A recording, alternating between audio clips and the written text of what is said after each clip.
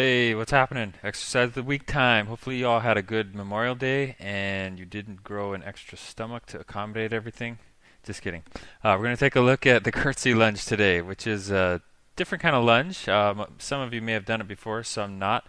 I'm going to do the explanation of it a little bit backwards and show you it first, and then we'll kind of slow it down and break it down and show you some of the finer points of it, why it's important and helpful and a good exercise. So, curtsy lunge, kind of like you're doing a curtsy bow.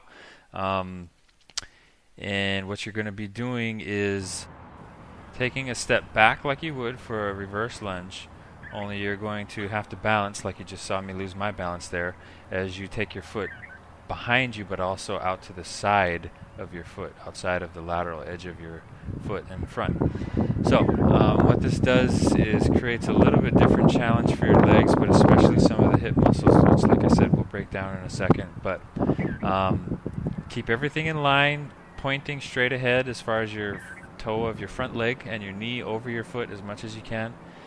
And all you need to do is take a step about a foot to the side of your front leg. The step you see me taking here is plenty. It's probably more than you need in order to achieve what we're trying to achieve with this curtsy lunge that we'll talk about in a second. And you're just alternating each side. I'll show you another angle here in a second to give you kind of an idea of what it looks like from the side view. Here you see me stepping back, taking my foot out and around to the side, and allowing myself enough space with my step backwards to get a nice deep sink into the lunge so that that front leg does plenty of work bringing myself back up. Another thing with any kind of lunge, you really want to try to keep your torso over your hips and not lean forward too much. The reason for that is just, you get all the weight that you can, all the resistance that you can loaded up on that leg that's doing the lunging action to get the most out of the exercise. When you start moving around, you start involving compensations from other muscle groups that we're not trying to target. The potential for injury is there, and you're just not getting as much as you could be getting out of the exercise if you start to do what I call duck walk sometimes. Okay, so let's break it down here in a second and show you some of the more important parts of this. So again, we're taking a step out to the side and behind. What that accomplishes is a changing of the positioning of your hip as you lower yourself down, and then obviously using different muscles to realign your hip as you push yourself back up. This is really important for muscles of hip abduction, or muscles that kind of take your leg away from the midline out to the side.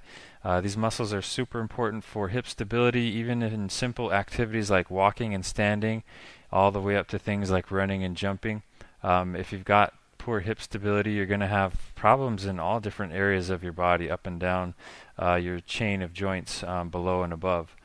So this is really important to strengthen these muscles. And if you do this right, you will be sore in that area around your butt and the side of your hip like you wouldn't believe. I was sore that day after doing these just one time. It's something you really have to do on a regular basis to get really strong at in those areas. So keep that in mind.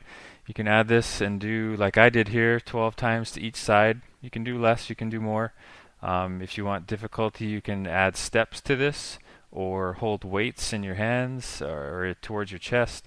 There's a lot of different things you can do to make this exercise even more challenging.